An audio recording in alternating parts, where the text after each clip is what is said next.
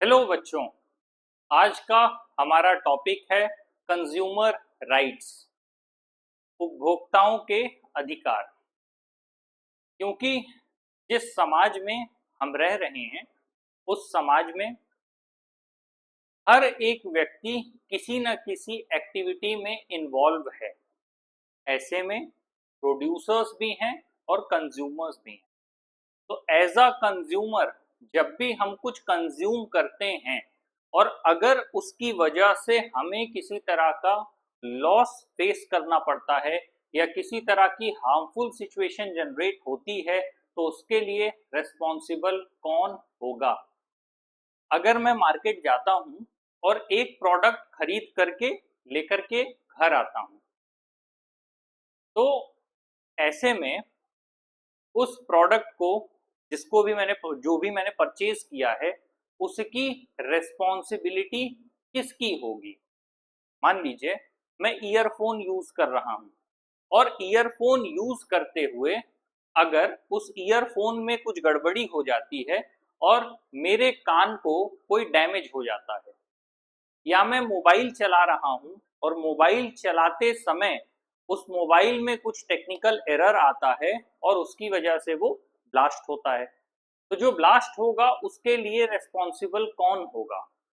अगर मैं रोड पर गाड़ी चला रहा हूं और गाड़ी चलाते समय किसी तरह का मैकेनिकल फेलियर हो जाता है जिसकी वजह से मेरा एक्सीडेंट होता है, उसके लिए रेस्पॉन्सिबल कौन होगा। जो चीजें मैं डे टू डे लाइफ में खा रहा हूँ, पी रहा हूँ, कंज्यूम कर रहा हूँ और अगर उसकी वजह से कोई प्रॉब्लम होती है तो उसकी रेस्पॉन्सिबिलिटी कौन लेगा। अगर मैं कहीं जाके मैं अगर किसी जगह जा रहा हूँ, किसी हॉस्पिटल में हूँ, इलाज कराने गया हूँ, तो मैं ये एक्सपेक्ट करता हूँ कि जो वहाँ के डॉक्टर्स हैं इतने ट्रेंड हैं कि वो मुझे प्रॉपर क्योर दे पाएंगे और उसकी वजह से वो लोग मुझे ट्रीट करेंगे जिसकी वजह से मैं ठीक होऊंगा। और अगर उस प्रोसेस में किसी तरह की गड़बड़ी हो जाती है तो उसकी रेस्पॉन्सिबिलिटी कौन लेगा। यही सब सवाल आज हम सॉल्व करने की कोशिश करेंगे कि उपभोक्ता निवारण तंत्र क्या है, कंज्यूमर फोरम क्या है। क्योंकि एज अ कंज्यूमर अगर हम बात करें तो एज अ ह्यूमन हम बात करें तो अभी पिछले चैप्टर में भी हमने पढ़ा था कि कंपनीज और एमएनसीज हमें एज अ कंज्यूमर ट्रीट करती हैं। तो जब हम एज अ ह्यूमन बात करते हैं तो हम दूसरी कंपनीज के लिए या आसपास की चीजों के लिए हम एक प्रोडक्ट हैं या एक कंज्यूमर हैं। अगर आप सुबह से लेकर शाम तक की बात कर रहे हैं, यहाँ तक कि इस समय दूध पैकेट से आप कंज्यूम करते हैं, सब्जी और फल मार्केट से लेकर के आते हैं, अपनी डे टू डे लाइफ की जो भी चीजें हैं वो सब आप बाहर से परचेज करेंगे। तो आप एक तरह से पूरे दिन में अगर आप एक एक्टिविटी देखें और महीने में देखें तो आप लगातार चीजों को कंज्यूम कर रहे हैं और जो उसका कंजम्पशन है अगर उसकी वजह से आपको कोई प्रॉब्लम होती है तो उसकी रेस्पॉन्सिबिलिटी कौन लेगा।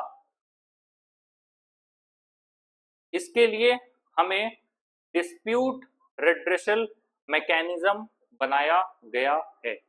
उसी की कुछ क्लिपिंग्स यहाँ पर दी हुई हैं जिसे हम कहते हैं consumer disputes redressal commission verdicts. अब सवाल ये आता है कि जो लोग हैं वो इस तरह के ऑर्गेनाइजेशंस को अप्रोच क्यों करते हैं। तो बात है कि जब भी ऐसे वर्डिक्ट्स आते हैं तो लोगों ने संघर्ष किया होता है न्याय पाने के लिए। न्याय क्या है, अगर साधारण भाषा में हम न्याय की बात करें तो एक इंसान होने के अपने कुछ मौलिक अधिकार होते हैं। एक गरिमा के साथ जीवन जीना, जो अभी हम पिछली क्लास में हमने डिस्कस किया था पिछले चैप्टर में, कि अनऑर्गेनाइज सेक्टर में भी लोगों को गरिमापूर्ण जीवन मिलना चाहिए। तो जब हम न्याय की बात करते हैं तो जब नैसर्गिक जीवन आपसे छीना जाने लगता है तो वहां पर न्याय की अवधारणा आती है। हालांकि उसके और भी कई चीजें हैं वो हम पॉलिटी में पढ़ लेंगे, जस्टिस क्या है, कैसे हमें मिल सकता है, अगर उसको लेना है तो उसके लिए हमारे पास मैकेनिज्म क्या है। क्योंकि समाज कभी भी एक संतुलन की अवस्था में नहीं होता है, हमेशा एक दूसरे के ऊपर चढ़ता रहता है। तो जब समाज संतुलन की अवस्था में नहीं होता है तो उसकी वजह से जो भी विसंगतियां पैदा होती हैं उनका हल फिर ढूंढा जाता है। सिंपल लैंग्वेज में संतुलन से मतलब है कि एक ऐसे समाज की संकल्पना या एक ऐसे राम राज्य की सोच रखना कि जहां पर कोई व्यक्ति किसी को नुकसान ना पहुंचाता हो। या फिर हम जब बात करते हैं कि सारे जानवर एक घाट पर पानी पीते हैं, इसका क्या मतलब है?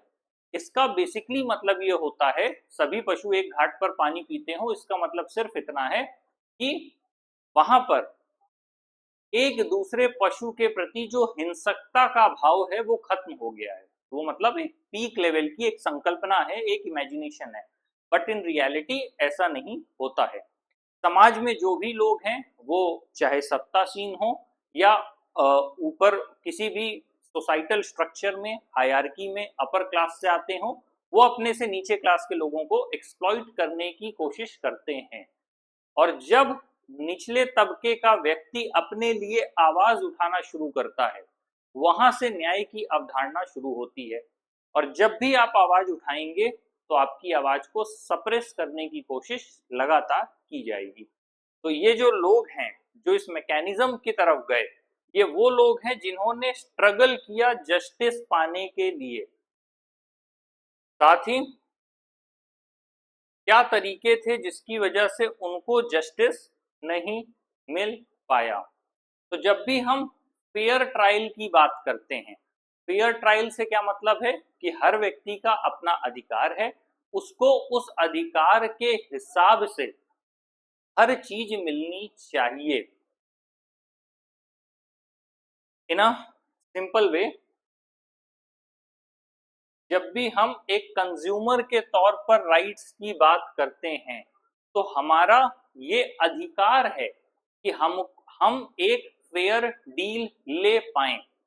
हर जगह के अधिकार अलग अलग हैं, वो चाहे रिश्तों में अधिकार हो, वो चाहे किसी संस्थान में अधिकार हो, या चाहे वो किसी समाज में अधिकार हो, या वो किसी राष्ट्र के भीतर होने वाले अधिकार हो।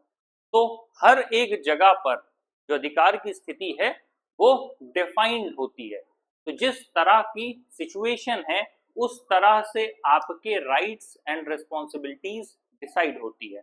तो जब हम एक कंज्यूमर की बात करते हैं, हम एक उपभोक्ता हैं, तो हमारा ये हक है कि विक्रेता से हम किसी भी चीज को एक फेयर एस्पेक्ट में ले पाए। हमें पता है कि अगर हम आपको इतना पैसा दे रहे हैं तो उसके बदले हमें ये चीज चाहिए। और जब हम एक प्रॉपर अमाउंट ऑफ मनी पे कर रहे हैं और सामने वाला व्यक्ति उस चीज को डिनाई कर दे रहा है, तो इसका मतलब क्या है कि हमको फेयर डील नहीं मिल रही। या फिर किसी व्यक्ति ने वादा किया कि आप मुझे इतना पैसा दीजिए, इसके बदले मैं आपको ये काम करके दूंगा। जैसे जनरली आप किसी ऑफिस में जाएंगे तो इसीलिए आपको प्रॉपर टर्म्स एंड कंडीशंस पे साइन करवाया जाता है। अगर आप लोन ले रहे हैं तो प्रॉपर आपको टर्म्स एंड कंडीशंस दिए जाते हैं। आप म्यूचुअल फंड ले रहे हैं, इंश्योरेंस ले रहे हैं, आप कोई भी चीज ले रहे हैं तो उसके लिए आपको प्रॉपर टीएनसी दिया जाता है।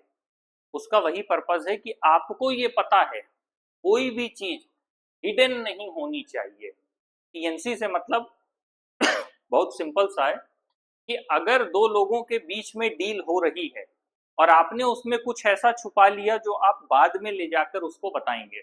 मान लीजिए दो लोग आपस में एक कंपनी ओपन कर रहे हैं, या फिर मान लीजिए एक एम्प्लॉय है, एक बॉस है, और आपको साइन करने को दिया गया कि आपको दिन के इतने घंटे काम करना है, और उन्होंने उसमें हिडन रख दिया कि आपको हम 3 घंटा एक्स्ट्रा काम कराएंगे या 2 घंटे एक्स्ट्रा कराएंगे, वो हमारी पॉलिसी है लेकिन हम बताते नहीं है। तो जब किसी पर्सन ने वो कंपनी ज्वाइन की तो उसको ये पता था कि मुझे इतने घंटे काम करना है, इतना प्रोडक्टिविटी देनी है, वो उस हिसाब से मेंटली प्रिपेयर था और उसने अपनी लाइफ को एडजस्ट किया। और क्योंकि कंपनी पैसा दे रही है तो उसके पास इस बात के राइट है, अथॉरिटी है कि वो आपसे उतने घंटे के एक्सपेक्टेड काम लेगी। लेकिन जब उन्होंने अपनी टर्म्स एंड कंडीशंस को हिडन कर लिया और उसके बाद जब एम्प्लॉय ने उस कंपनी को ज्वाइन किया और काम करना शुरू किया तो क्या होगा, क्योंकि आपको पहले से ये नहीं बताया गया कि ये चीजें भी हो सकती हैं, तो अब आप वहां पर पैनिक करेंगे, एंजाइटी में जाएंगे, स्ट्रेस में आएंगे, तो अल्टीमेटली वहां पर फिर कॉन्फ्लिक्ट होना शुरू होगा। वो लाइफ के हर कॉर्नर में काम करता है, चाहे वो आपकी पर्सनल लाइफ हो या आपकी प्रोफेशनल लाइफ हो। जब भी टर्म्स एंड कंडीशंस में किसी चीज को हिडन कर दिया जाएगा या उस पर बिना डिस्कस किए आगे जाने की कोशिश की जाएगी, तो पॉसिबिलिटी है कि बाद में कॉन्फ्लिक्ट अपने आप बढ़ेगा, क्योंकि आपने किसी चीज को छुपा लिया। वो चीज अगर पता होती, एक्सेप्टेबल होती, तो या तो वो यस होता या नो होता।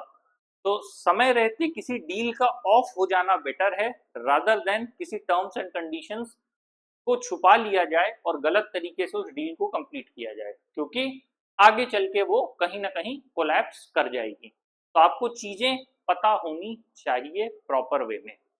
अब यहाँ पर कंज्यूमर का ये राइट हो जाता है, यहाँ पर तो मैंने एक अदर एस्पेक्ट में, वो एक कॉन्ट्रैक्ट के वे में मैंने आपको बताया, लेकिन जब हम बात करते हैं कंज्यूमर के एस्पेक्ट में, तो हमारा ये हक है कि जो भी चीज हमें मिल रही है, जिस चीज के लिए हम पे कर रहे हैं, उसके लिए हमें प्रॉपर चीजें बताई जाएं। एग्जाम्पल के लिए, आप आज के समय में, पहले आप शॉप में जाकर के चीजों को खरीदते थे, अब अगर बात किया जाए तो आप ऑनलाइन जिन भी चीजों को परचेस करते हैं, तो ऑनलाइन परचेस करने के टर्म्स में आपको पता होता है कि इसमें बॉक्स में अंदर क्या होगा, कंटेंट प्रॉपर लिखा होता है। मान लीजिए अगर आप पहले मोबाइल जब लेते थे तो उसमें 3.5 mm की एक जैक आती थी, ईयरफोन आता था उसमें, रहता था पहले से, बॉक्स के साथ आता था। Over the period of time फिर ईयरबड्स बन गए और भी नेक बैंड बन गए और भी चीजें डेवलप हुई, तो धीरे धीरे वो बॉक्स से हटता गया। अभी आपको ये पता होता है कि इस बॉक्स में एक यूएसबी चार्जर मिलेगा, ये चीजें मिलेंगी, बाकी सारा काम हो जाएगा। तो अगर कंपनी आपसे वादा करे कि आप मुझे इतना पैसा पे कीजिए, इस पैसे को पे करने के बदले ये चीजें आपको मिलेंगी, और वो चीजें अगर वो आपको ना दें, तब क्या होगा? तो ऐसे में फिर आपको कहाँ जाना पड़ेगा? फोरम में अप्रोच करना पड़ेगा, क्योंकि आपको जो चीजें बताई गई वो नहीं दी गई। एज अ कंज्यूमर आपका ये राइट था कि आप फेयर डील ले सकें, और जब आपको फेयर डील नहीं दी गई तो फिर वहां से प्रॉब्लम्स शुरू हो गई।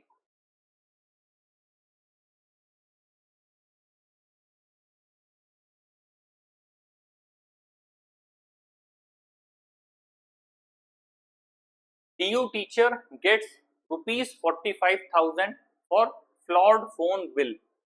अब यहाँ पर हर चीज को कैलकुलेट किया जाता है, यहाँ तक कि मेंटल हैरेसमेंट, कितना टाइम पीरियड लगा, कितना पैसा उस कंज्यूमर ने लगाया इस जस्टिस को लेने के लिए, वो सारी चीजें कैलकुलेट की जाती हैं, फिर कंपनसेशन दिया जाता है। तो जो यहाँ पर है ये डीयू की टीचर के साथ हुआ, जिनको 45,000 रुपये बाद में दिया गया।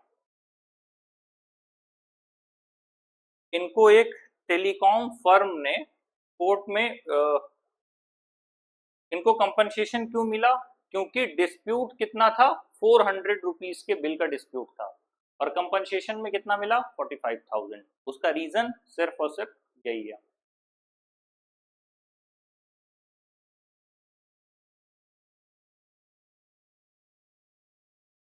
Rohini society to compensate harried owner. Simple सी बात है कि जब भी आप कंज्यूमर फोरम में शिकायत करेंगे तो आपको कंपनसेशन मिलेगा। इन अ सिंपल वे, अगर आप सिविल कोर्ट या क्रिमिनल कोर्ट की बात कर रहे हैं तो वहां पर पनिशमेंट का सिस्टम होता है, तो क्रिमिनल कोर्ट का प्रोसीजर अलग होता है। यहाँ पर सजा के प्रावधान की जगह कंपनसेशन देने का ऑप्शन रहता है।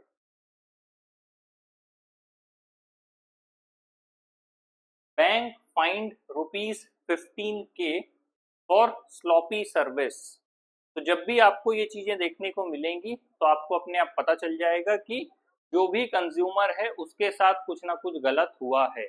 और उस गलत होने की वजह से ही चीजें ऐसे हुई हैं।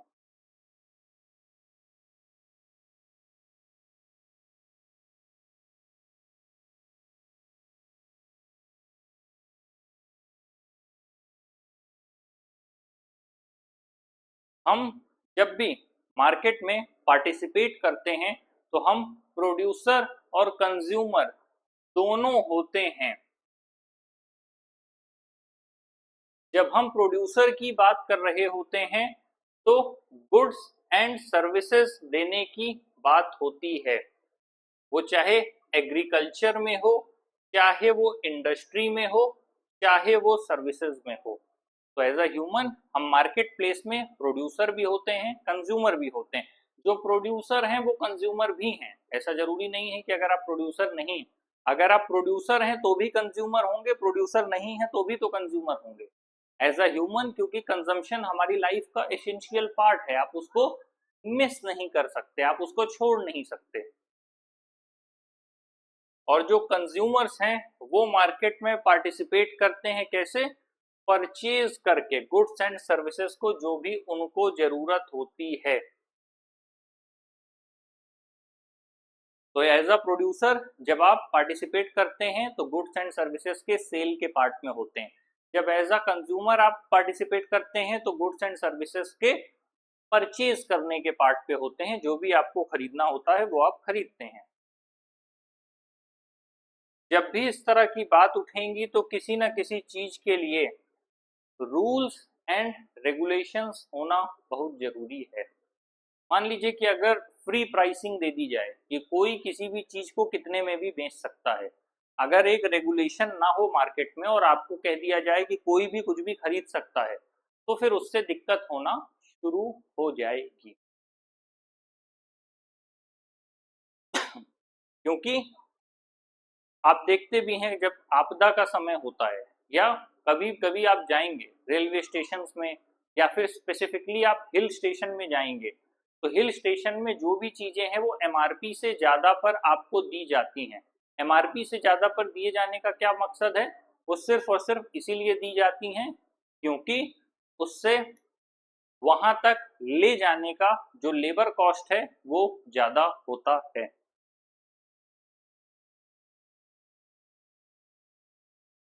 साथ में लगातार अनऑर्गेनाइज्ड जितने भी लेबर हैं उनको प्रोटेक्शन देना ज्यादा जरूरी हो जाता है। आप अनऑर्गेनाइज सेक्टर की अगर बात कर रहे हैं तो आप अपने आसपास जो भी देखेंगे हर जगह आपको एक यूनियन बना दिखाई देगा। कभी आपको ऐसा लग सकता है कि कोई सब्जी वाला अकेले है, कोई रिक्शा वाला अकेले है, कोई टैक्सी वाला अकेले है, पर जब आप रियलिटी में बात करेंगे तो वहां पर एक पूरा यूनियन काम करता है। यहाँ तक कि आप नोटिस करेंगे कि मार्केट में जो प्राइसिंग होती है वो लगभग लगभग सेम होती है। आपको ऐसा नहीं मिलेगा, अगर मान लीजिए 10 रुपए किलो एक जगह टमाटर मिल रहा है तो आप मान के चलिए कि अगर 100 ठेले लगे हैं तो 100 में से 80 ठेलों में आपको वो 10 रुपए किलो ही मिलेगा, वो कम या ज्यादा में आपको नहीं मिलेगा। बचे हुए 20 ठेले कोई होगा जो 11-12 का कर रहा होगा कि मेरा अच्छा है इस हिसाब से कि उसका 1-2 दिन चल जाएगा, टिक जाएगा, और कोई ऐसा होगा कि वो 8-9 में बेच रहा होगा।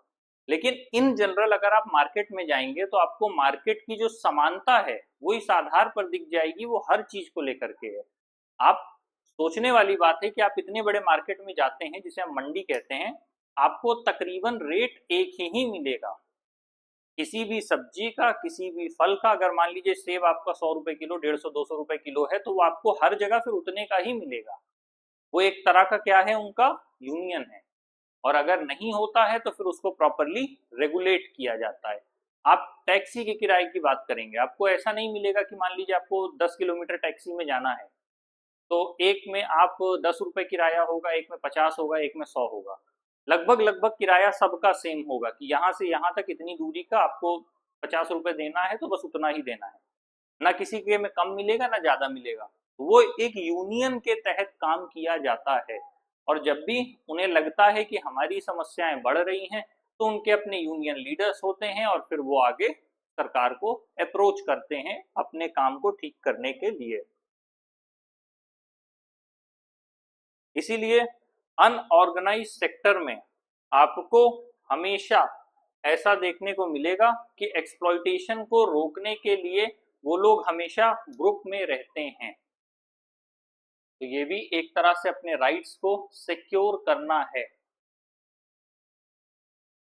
अब उसी में बात आती है इंडिविजुअल कंज्यूमर की, क्योंकि जहां यूनियन बन गया वहां तो आप सुरक्षित हो गए, लेकिन आप एज अ इंडिविजुअल कंज्यूमर जब कोई चीज खरीद रहे हैं तो आप काफी वीक हैं, क्योंकि आप ज्यादा से ज्यादा चीजों को केवल क्या करेंगे, खोलकर देखेंगे।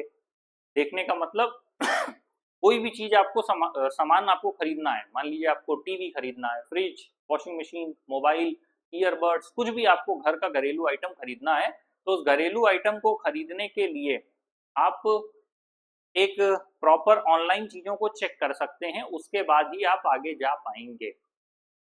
और अगर आप उस हिसाब से जा रहे हैं, या मान लीजिए आपके साथ कुछ गलत होता है, मान लीजिए आपने टीवी खरीद ली, 32 इंच वाली और बड़ी वाली खरीद ली, अब आपने 1 लाख रुपए की टीवी अपने घर मंगा ली। अब वो टीवी तो आपने मंगाई, लेकिन वो आपका ब्रोकन स्टेट में आप तक पहुंचा, उसकी जो एलसीडी थी वो टूटी हुई थी। अब जब एलसीडी टूटी हुई है तो आप किसको रेस्पॉन्सिबल मानेंगे? आपके पास बिल है, अब पता चला वहां से आप गए पूछने के लिए, अब इसी को अगर आप दुकान से खरीदते तो आप सीधे दुकान वाले से पूछ लेते। अब आपने ऑनलाइन मार्केट प्लेस से मंगाया है, तो यहाँ पर आपके पास सोल्यूशन क्या है? तो 2019 में इंटरनेट को लेकर के भी सोल्यूशन दिए गए थे, वो हम अभी आगे चैप्टर में कवर करेंगे। नॉर्मल वेज में अगर आप दुकान गए और वो लेने से मना करता है, तो फिर उसके लिए कंज्यूमर फोरम जाया जा सकता है।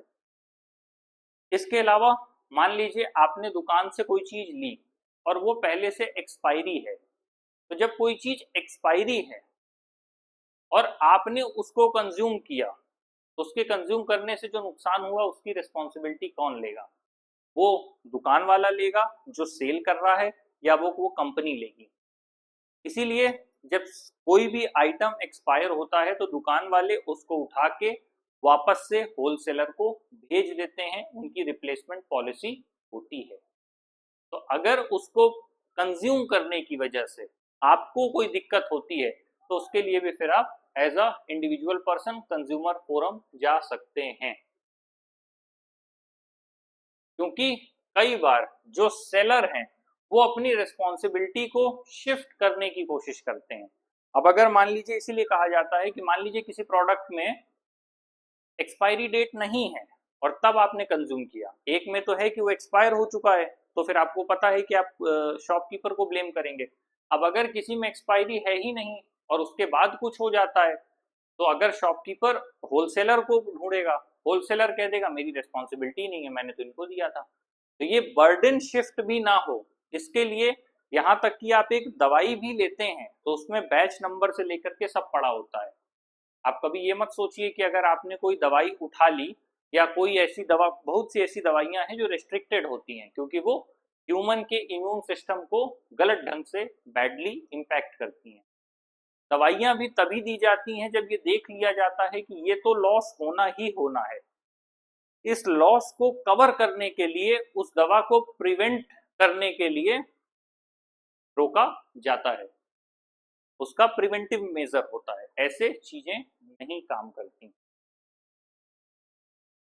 किसी भी मेडिकल सिचुएशन में डॉक्टर्स ये कैलकुलेट कर लेते हैं कि इतना तो लॉस होने वाला है, तब फिर वो उन दवाइयों को शुरू करते हैं जिन दवाइयों से भी लॉस होगा, लेकिन ये जो लॉस है ये ज्यादा बड़ा हो जाएगा अगर इस लॉस को नहीं बियर किया। मेरी बात समझिएगा, कई बार आप ऐसी सिचुएशन में होते हैं कि दोनों तरफ आपका लॉस होने वाला है। आपकी लाइफ की सिचुएशन एक ऐसी जगह पर आ गई है कि दोनों तरफ आपका लॉस होने वाला है, तो आपको उसमें से वो वाला लॉस चुनना होगा जिसमें आपका प्रॉफिट होगा। ये आपको हमेशा समझना होगा।